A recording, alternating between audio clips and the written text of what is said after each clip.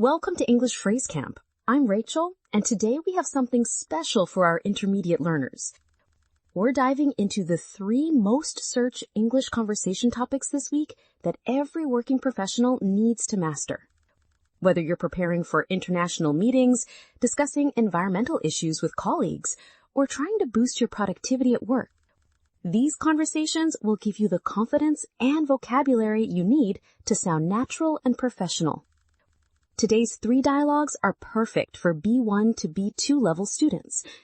That means if you can handle basic conversations, but want to sound more professional and sophisticated, you're in exactly the right place. After each dialogue, I'll break down the key phrases and vocabulary that make native speakers sound so natural. You'll have those aha moments where everything suddenly clicks. Let's start with our first conversation about remote work communication, a skill every professional needs in 2025. Dialogue 1. Remote work communication. Lisa, I'm struggling with remote communication in English. Yesterday's video call was a disaster. I couldn't express my ideas clearly. I've been there, James. Remote communication is challenging, even for native speakers. What specifically went wrong during the meeting? Well, there were technical issues with my microphone and, when I finally could speak, I forgot all my prepared talking points. Technology problems happen to everyone. The key is having backup plans. Do you test your equipment before important meetings? Honestly, no. What's your pre-meeting routine? I have a checklist. 15 minutes before. Test camera, microphone, internet connection. I also prepare key phrases written down for reference. Key phrases? Like, what kind of phrases? Professional expressions for virtual meetings. Could you repeat that, please? The audio cut out. Or, I'd like to build on Sarah's point. These give you confidence and sound natural. That's brilliant. But what about cultural differences? Our team has people from 6 different countries. Excellent point. Cross-cultural communication requires extra sensitivity. Americans might be very direct, while Japanese colleagues prefer indirect communication styles. How do I adapt to everyone's style? It sounds complicated. It's not as difficult as it seems. Focus on clarity and patience. Speak slightly slower, use simple sentence structures, and always confirm understanding. Should I turn my camera on all the time? Some people seem to prefer cameras off. It depends on company culture and meeting purpose. For team meetings and presentations, definitely camera on. For quick status updates, it's usually optional. I see. I need to observe the team's patterns more carefully. What about following up after meetings? Always send a summary email. Include key decisions, action items, and deadlines. This ensures everyone understood the same thing, regardless of language barriers. This advice is invaluable. I feel much better prepared for tomorrow's client presentation. Thanks for sharing your expertise. You're welcome. Remember, remote communication skills take time to develop. You'll be leading virtual teams yourself soon enough. Let's learn 3 simple phrases that will make you sound more professional at work. Phrase 1. I'm struggling with. This means you have difficulty with something. It's polite and professional. Example 1. I'm struggling with this computer program. Example 2. I'm struggling with my presentation. Listen and repeat. I'm struggling with. Phrase 2. Let me finish this point. This means, please wait, I want to complete my idea. Use this when someone interrupts you. Example 1. let me finish this point. Then you can ask questions. Example 2. Let me finish this point about the budget. Practice. Let me finish this point. Phrase 3. Just to confirm. This means to check if you understand correctly. It prevents mistakes. Example 1. Just to confirm, the meeting is at 3 p.m.? Example 2. Just to confirm, you want the red or blue design. Try saying, just to confirm. Dialogue 2. Environmental sustainability. Professor Chen, climate change seems overwhelming for individuals. How can ordinary people make meaningful contributions to environmental sustainability? That's a fundamental question, Emma. While individual actions might seem insignificant, collective behavior changes can drive substantial environmental improvements. Could you elaborate on that? What specific actions have the most significant impact? Research indicates 3 primary areas: energy consumption, transportation choices, and consumption patterns. For instance, reducing meat consumption can decrease your carbon footprint by up to 30%. 30%? That's substantial.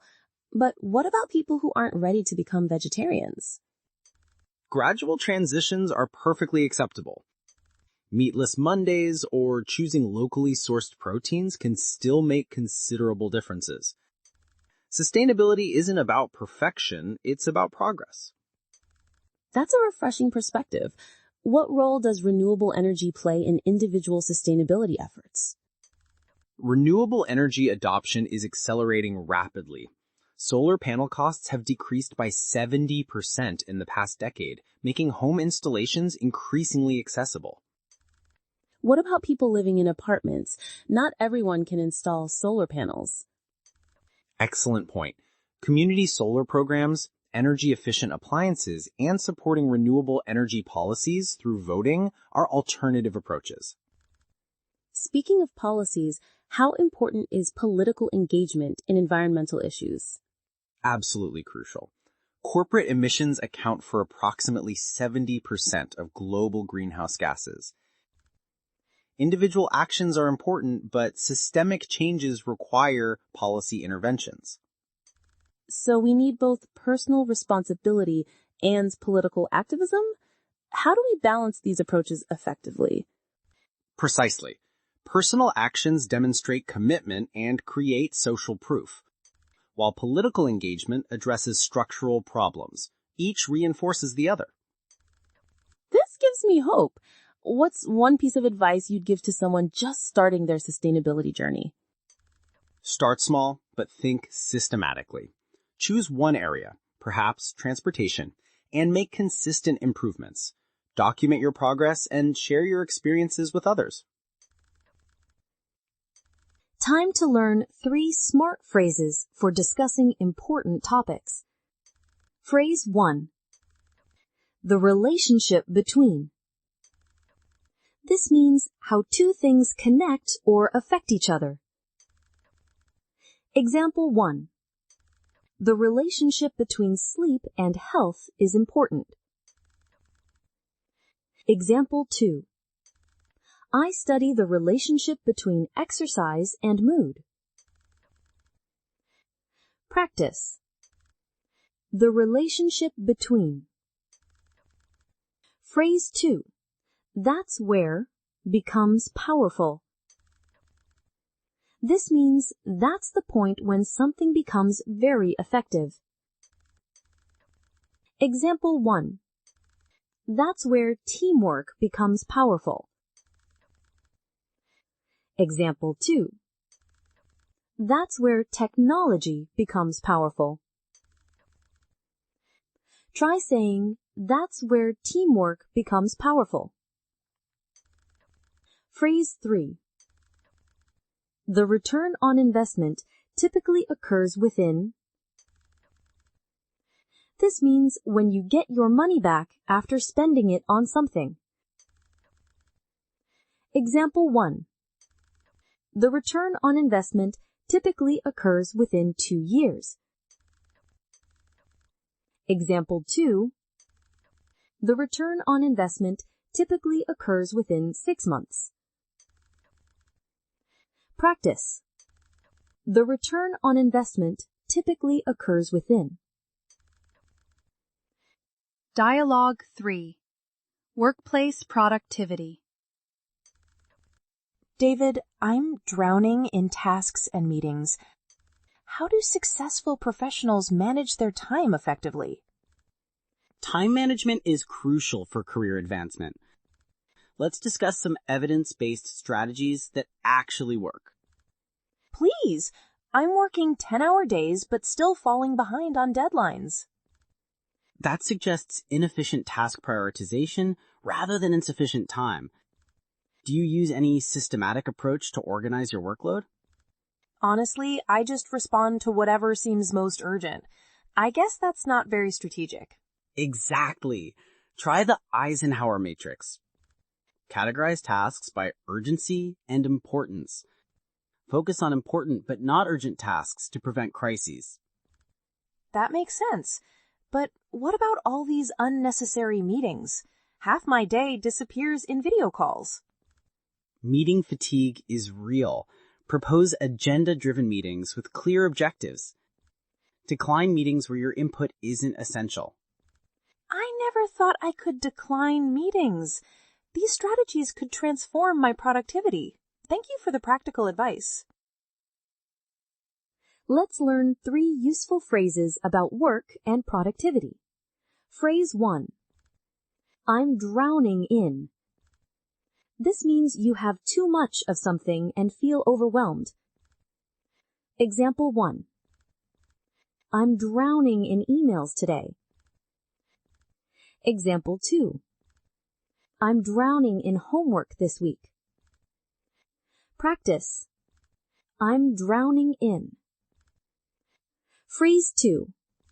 Set clear expectations. This means tell people exactly what you want or need. Example 1. Let me set clear expectations about the deadline. Example 2.